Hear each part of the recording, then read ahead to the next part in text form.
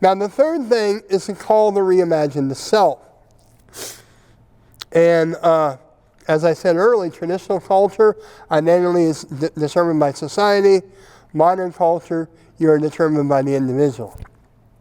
A society's understanding of the notion of self, according to Carl Trueman, has broad implications for the cultural, moral, and political spheres.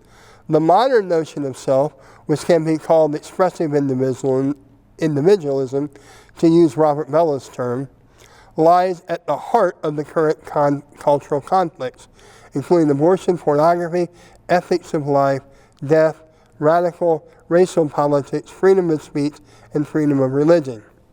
Expressive individualism holds that human beings are defined by their individual psychological core, and the purpose of life is allowing that core to find social expression in relationships. Everything that challenges it is deemed oppressive. Building a society based on the true understanding of the human person begins with an acknowledgement of the situation in which they find themselves. Jean-Jacques Rousseau first motivated the call to live out the psychologized self and expressive individualism. For Rousseau, people are intrinsically good until forces of society corrupt them.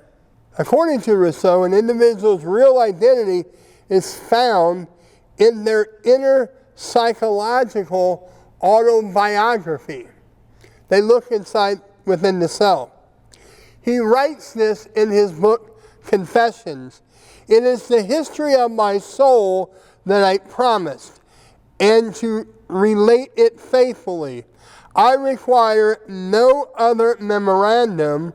All I need to do, as I have done up until now, is to look inside myself. And so, Trueman states, in Rousseau, we can see emerging the basic outlines of modern expressive individualism. Personal identity is who you are, and that's always been the case. But determining who you are has vastly changed. The change in identity that took place when identity was no longer construed by looking outwardly. Then when Rousseau came along, he influenced identity formation by redirecting the self to look inward. It used to be that your identity was given to you by God, your family, your tribe, and your community. For example, if you were born in the traditional culture, your identity served as a communal purpose.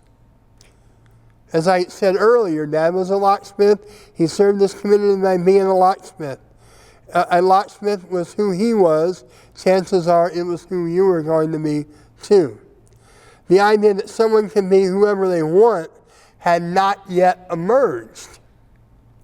What's more, if you were born a man, you serve your community by fulfilling the roles of being a man. Father, grandfather, that society, and these roles society had already prescribed in how they were to be fulfilled. However, what Rousseau offered was a new foundation for modern selfhood, namely the psychologized self. And psychological categories increasingly dominate the world in which we live in. The greatest political questions are determined by identity, and modern identities have a distinct psychological aspect, says Carl Trueman. Thus, to follow Rousseau is to make identity psychological.